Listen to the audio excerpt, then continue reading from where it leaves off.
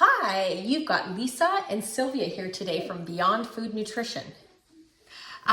We are here to talk about getting consensus for dinner time. Does it ever happen to you? It happens to me all the time.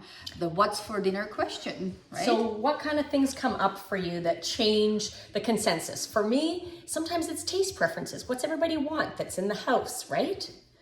Or, whether they have any kind of allergies or intolerances, or your kiddos are getting into, not wanting to eat meat because they want to try how it is to become a vegetarian, which is, a trend within teens, I think, right now. Exactly. So what you can do in that case is we've got some solutions coming up for you, but for now, what we know is usually it's one person who's responsible for all this. Is that something you find? One person is the one who's figuring out the 3 or 4 different ways to make everybody happy at mealtime.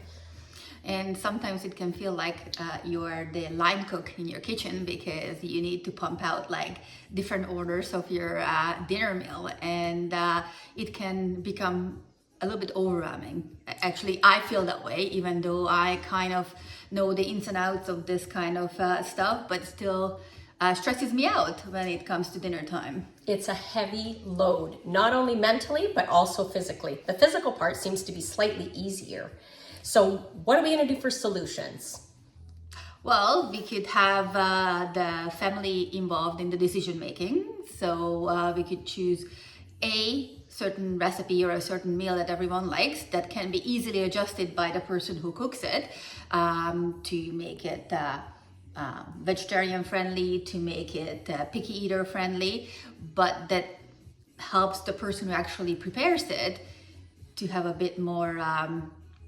So if you're missing something like maybe protein and you've got your child that's vegetarian, and you got somebody else who's like maybe a meat lover, so you'd switch up you'd still maybe make the same meal, but you could change up the protein. Yeah, so we could actually talk about an example, say taco night, say. Sure. Yep. So normally you would put some sort of ground meat in your tacos, but if you wanted to change the protein, you could use some tofu for example, or some beans, or some extra cheese. I like that. Or if one of you is potentially trying to stay lighter on things like carbohydrates, so you might put more vegetables in your meal, but for your kids or for your husband or whoever your partner is, they might want to starch. So add in a rice or add in a pita or a naan bread. So just making it friendly for everybody instead of making 3 separate meals all the time, right? And the taco meal can be easily made into like a taco bowl with a salad, right? So if you wanted to have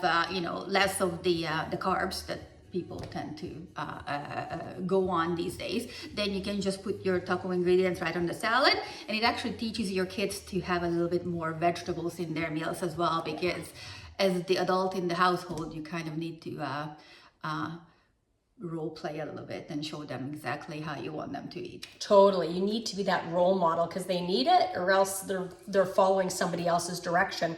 So the other thing, that if you feel that burden in the kitchen with the meal times and the choices, it usually does fall on one person. And so what you might want to do is create a shared calendar online in your family.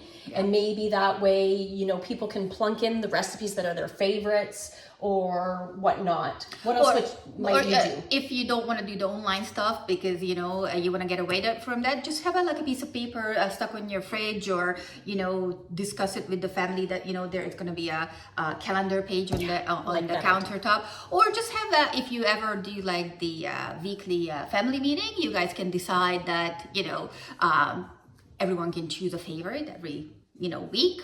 And then that way, the person who's responsible for making the meals, they actually know what to look out for when for example, if they wanted to meal prep or meal plan, they know what they need to get or how they need to get the ingredients together. So when the Tuesday night comes, we don't stand at front of the fridge and the stove at 4:55. Like, what's for dinner? And we don't end up going and ordering pizza or whatnot, because at the end, whoever is responsible feels bad about the choices that they are making. Because they want a healthy meal, right? So that's also important for kind of divvying up some responsibility, because if you have somebody picking the meal, You might have one of the family members that has their favorite that it just seems they never get. Well, let them pick a night once a week, and that's their night to pick their meal. It gives everybody variety and choice, and they feel like they're a part of the team and they're valued by their opinion, right? And it's just to putting it out there, you don't necessarily have to cook every night, right? Yeah. Like it's just, you plan a couple of meals a week, and then that way you get leftovers and whatnot. But yes, those are our suggestions. Some great solutions. Pick the one that works for you, or throw us a comment on what you would do. Yes, and let us know if you have any questions. Bye for now.